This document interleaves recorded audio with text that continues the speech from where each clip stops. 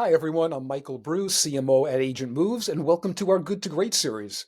We're all about sharing amazing stories of top realtors and how they got there so we can help more realtors become great. So let's jump in today with Steve Landin. Steve has some interesting, I like to talk about stuff that's not realtor related, although you'll see the connection. Some cool things about Steve. At Texas A&M, he and a group formed a movie club.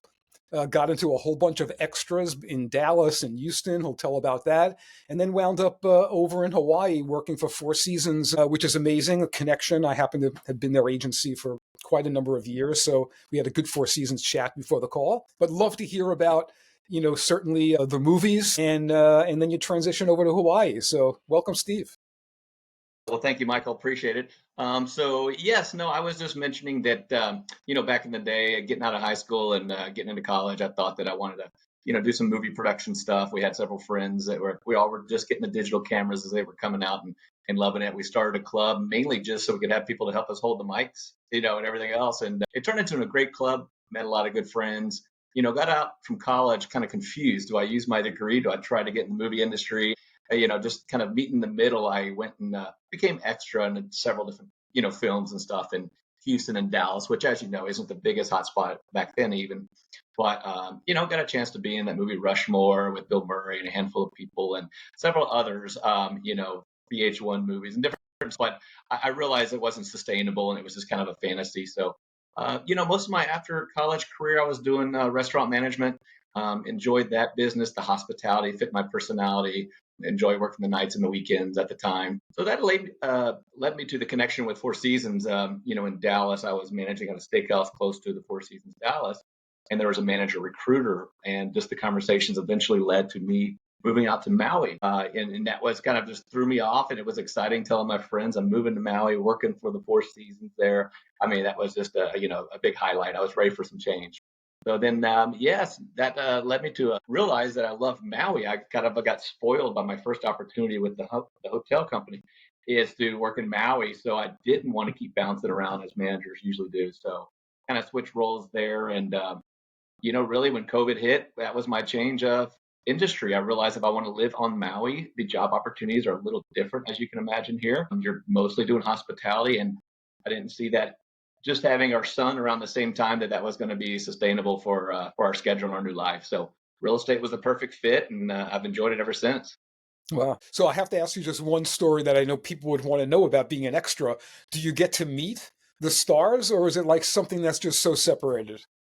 Oh yeah, no, great question. A lot of times there is that opportunity. I was able to talk to like Bill Murray and then Jason Schwartzman and different people. We just were passing when he was getting some food, and there was like for the food it was like steak or fish, and I said, "Which one are you eating?" And he said, "The fish. I got to have a jump in the pool pretty soon for one of the scenes." Just those simple little connections were just great. That I guarantee he doesn't remember that conversation, but that kind of led me to I was at the front desk at the Four Seasons here for about good 6 to 8 years, and I got to meet a lot of other people too. So that connection continued to meet all kinds of famous folks, as you can imagine, coming out for their vacation. Yeah, yeah, very, very cool.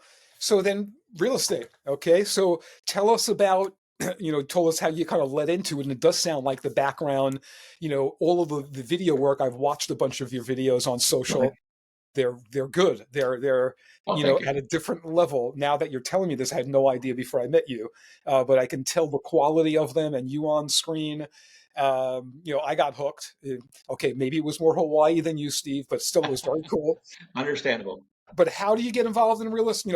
How does it come about? You choose to be an agent. Here you are. I guess, you had the connections in Maui, building, I guess, a sphere of influence. I don't know of locals, or tell me about how it worked and how you really got started to be able to be successful. Kind of, Oh, no, sure. Great question. Basically, when I was working at the hotel, there's a little bit of a sales aspect to the front desk, and a lot of hotels are probably the same where, you get paid your hourly, but if you have an opportunity where you have a nice suite available and we had certain rates we can offer the day of. And so it kind of had a sales aspect, which was really fun and enjoyable. Every guest checking in had an opportunity to offer them a discounted rate on a larger suite, oceanfront. And most people, coming out to Maui have a little bit of money and they want to see the ocean, as you can imagine, like you said. So there was a great opportunity there. So I just kept hearing people say, "You'd be great at real estate. You'd be great at real estate." I was doing pretty well at that opportunity. And so it always kind of stood in my mind. My sister has been doing it for years back in Houston. So has my dad with commercial. So it was always there, but I wasn't just front of, top of mind. So it wasn't until COVID hit that the hotel shut down. There was nobody traveling out to Maui. So we were all on unemployment, which is very grateful for that because we still had jobs once everything went back to normal. So that's the time where not only did we just have our son February 2020, but I also was taking the real estate classes. Come January 21, I was able to get my license. I overlapped for a year and a half with the other job, and really just kind of took off from there. Back then, it was when the rates were lower and the prices were just starting to climb that I had a lot of coworkers that were interested. Eventually, it switched gears as the rates jumped and the prices stayed up.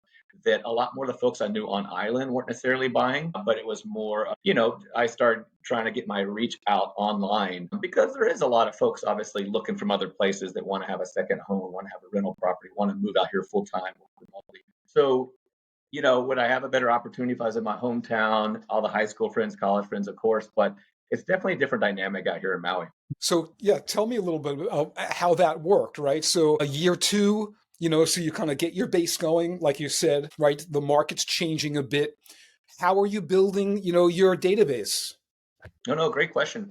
The first year was a little, it's kind of tough. I had one of my coworkers let me list their property and got my experience and got that, the first one out of the way. Year two was awesome because it was just when everybody was going out trying to bid on top of each other. So I had a lot of people jumping while the rates were low. So as far as building the business, just like a lot of folks do online, you try to promote what you're doing. And when you get these little wins, you kind of remind people that you're out there working and doing real estate. I'm a fan of, discussing my business. I'm not a fan of necessarily bragging about business at times, but there's a fine balance and everybody's really good at that. So building the business, at first, I was focusing on those fears, making those calls, but then you eventually realize not everybody's making a move right now. I mean, the prices doubled and the rates went up. And so out here, especially, it's pretty unaffordable at times for somebody trying to get a first time, condo, a first home buy. So yes, but the good news is I've always been great at meeting people and talking to people anywhere I go. And so eventually it became a referral business.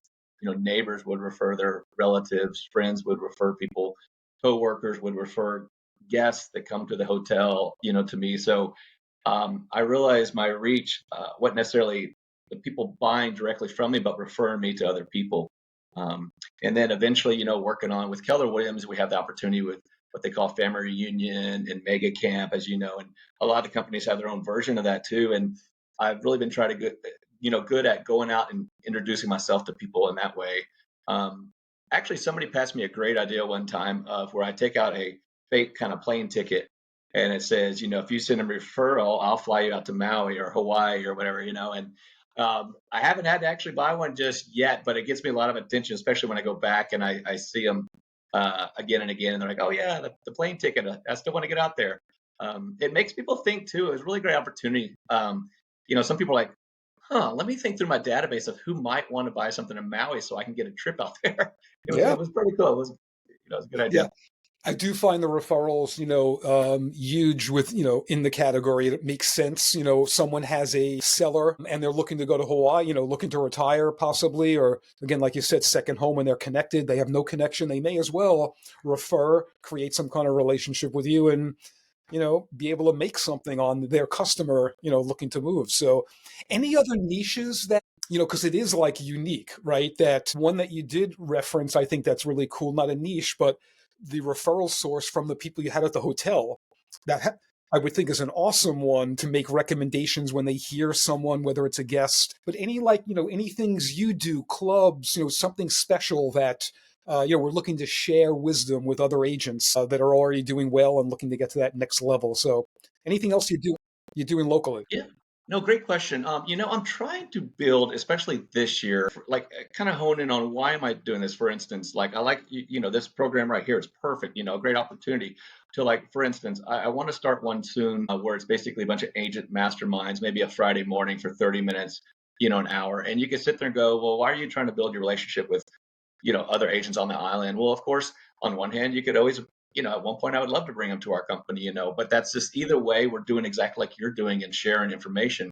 And then I realized at the same time, I want to start some YouTube channel, right? A little bit more than, what I do on social media right now. And I'm like, okay, well, then who would that, cater to? And I realized, people searching for Maui. Hey, I want to move to Maui and be that go-to guy. And then in that direction, I could decide, do I want to do best beaches and food, or do I want to just do kind of real estate topics, and have different people interviewed kind of like this. But then on the same time with social media, there's times where I'll discuss as I'm talking to a buyer or seller, because that's a lot of people that look at my social, is this future and past buyers and sellers. As far as other niches, I try to make sure my online presence is good. I splurge a little on getting the website set up that looks great. You can do searches on there and everything.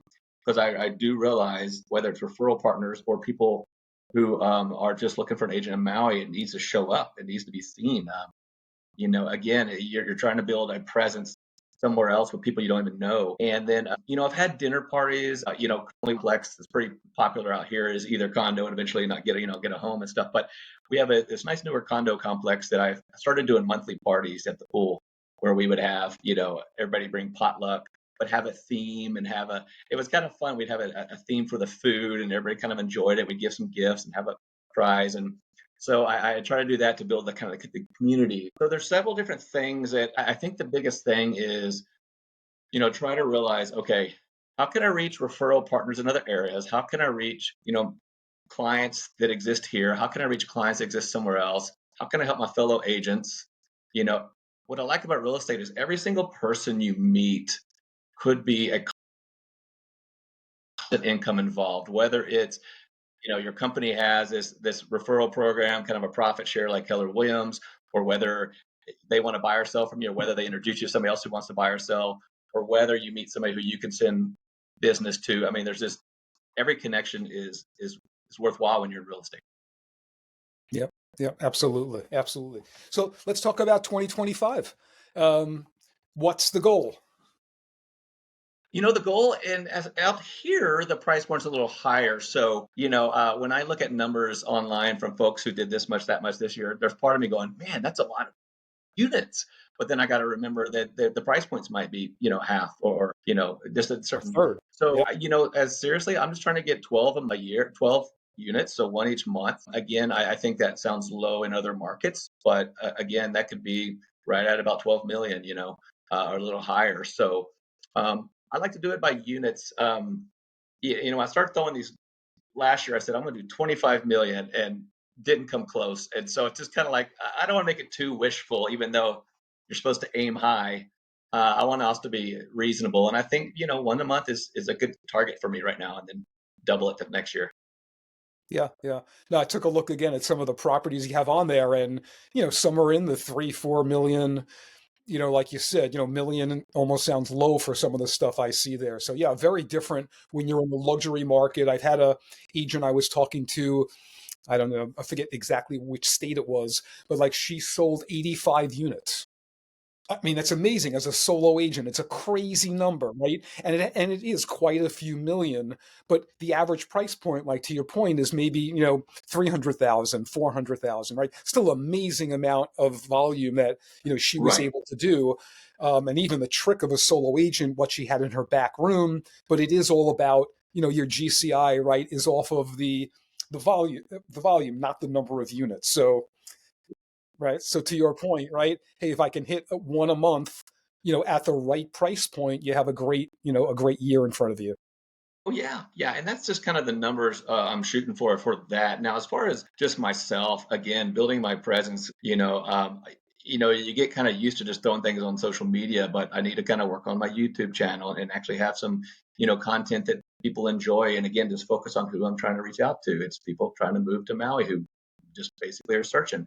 And then, kind of build up my systems. Of course, I think every year everybody says my systems, but as a solo agent, you get kind of mixed up in a lot of stuff that I don't have the assistant or the team, kind of helping organize everything. And that'll be the next step is the assistant and go from there.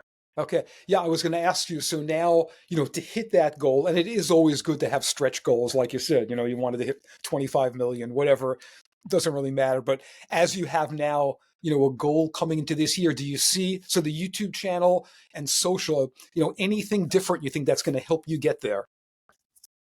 Let's see, as far as that goes here, just sticking back to the basics, there's with Keller Williams, it's called DTD2, which is basically you divide up, all your sphere into last name letters. And so there's 26 letters in the alphabet.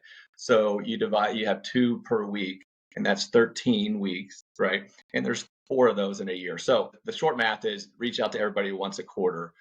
So my sphere as well, it's kind of funny. You get caught up with listings and current escrows and videos and stuff, and that you forget to just reach back out. And there's times where embarrassingly I go back and go, wait, who is this again? Oh yeah, they were super interested, 6 months ago or a year ago. I haven't talked to them in that long.